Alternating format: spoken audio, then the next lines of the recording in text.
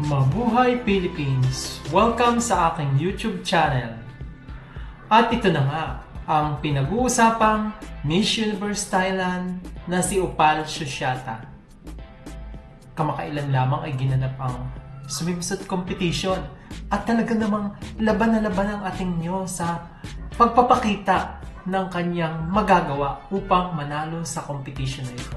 At alam naman ninyo na si Opal Susiata ay second runner-up lang naman ng Miss Universe 2022. At syempre nagbabalik ang ating ninyo sa entablado sa larangan ng beauty pageant upang masungkit niya ang pinaka-aasam-asam na corona.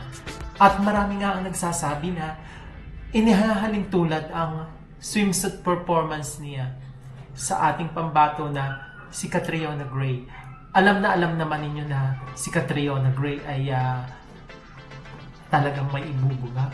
Lalo na yung kanyang labawok nung lumaban sa Miss Universe 2018 sa Bangkok, Thailand. At talaga namang ang ating pambato ay hinangaan ng mga taga-Thai.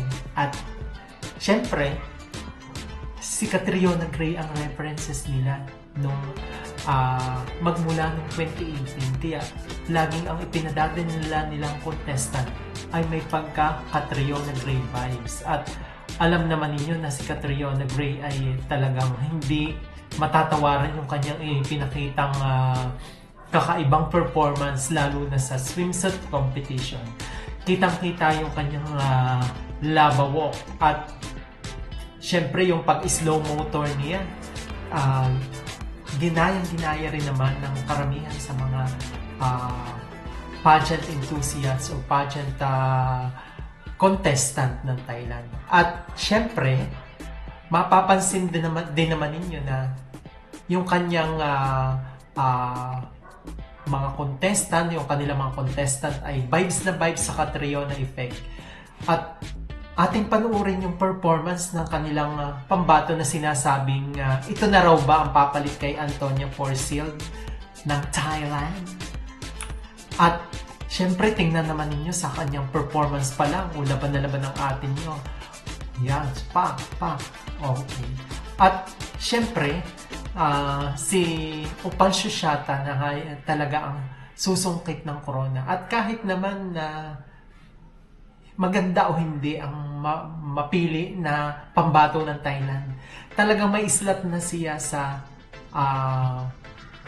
darating na Miss Universe 2024 na gaganapin sa Mexico. At alam naman ninyo, ang Thai owner na nakabili ng Miss Universe na si Ann Jo Krajutatip ay talagang init na init sa corona.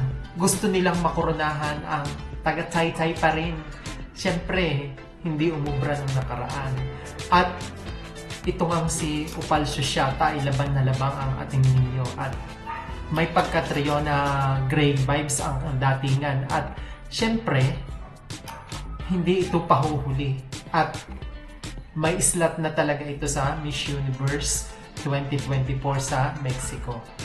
Syempre, gawa ng Thai owner, hindi naman mga ikaila. Kaya maraming nagsasabing mga Filipino pageant fans na kahit maganda ang ipadala natin, ay hanggang thank you girl na lang or maaring mapasama lang sa semifinalist, pero hindi ito mapipili sa top 5 or top 3 kasi alam naman natin na talagang ang ating si Ann Jo Krajutatip ay talagang init na init sa corona. 1988 pa lang naman nila huling nasungkit ang corona. At syempre, ang daming mga nagko-comment dito na talagang si Opal Susiata na nga daw ang Miss Universe Thailand na hinahanap. Babasahin ko ang ilan sa mga comment. From the Philippines, she's so calm, beautiful, and sophisticated. Crown her please. She's a strong candidate to win the crown for MUT Thailand. Watch for in Mexico if she will win MUT Thailand. Yan na ang gaganda ng mga complimentary messages na inilalaan or binibigay sa kanya. Opal is complete, beautiful, walks well, poses well, and of course, her pasarela. Ito pa, babasahin ko pa. Um, I started to look like Miss Grand. Miss Universe is all about elegant beauty and uniqueness. Maybe the world is evolving, everything changes, but I love the old version of Miss Universe, beauty with a purpose. At yun nga daw si Opal Sociata ang swak na swak sa na napili niya na talagang nagpapakita ng kakaiba ng pagka-stunning. Then, watching from the Philippines, may Philippine fans pa rin. Opal Sociata is the best. Let Opal crown this year, someone else will come next year because Opal won't come 3 times. 3 times na pala siyang nag-join. Also, Miss Universe Thailand, the 2 previous people who won the crown, 1965 and 1988, are beautiful in the Thai style. Opal has experience. She knows what she has to do. Whoever is beautiful, talented, and outstanding will receive the crown. Ayan, si Opal talaga ang kanilang inaay na maging manalo sa MUT Thailand. Opal deserves to win the crown. She stood out. I think she's the best. This time, ito naman kay Kobe Millar, P9602. This time, I will give it to Opal. Deputy, and she's very gorgeous. Opal is the one and only. The one and only daw. So beautiful. The most beautiful Opal in the MUT candidates in MUT Thailand. Yan. I know Opal is a great choice, but Miss Universe Thailand organization wants to exploit predictions and crown most winner that they are unsuccessful at international platform. No matter what, no wonder if this happens again and they crown to other candidates over Opal Sociata. Love from India. Yun naman ang isa sa mga fans nila from India. Opal is the best contestant. So, ang galing talaga. Ang daming mga nag-aay kay Opal na siya na yung manalo bilang MUT Thailand. So, ano ba mga kamabuhay fans ang inyong palagay?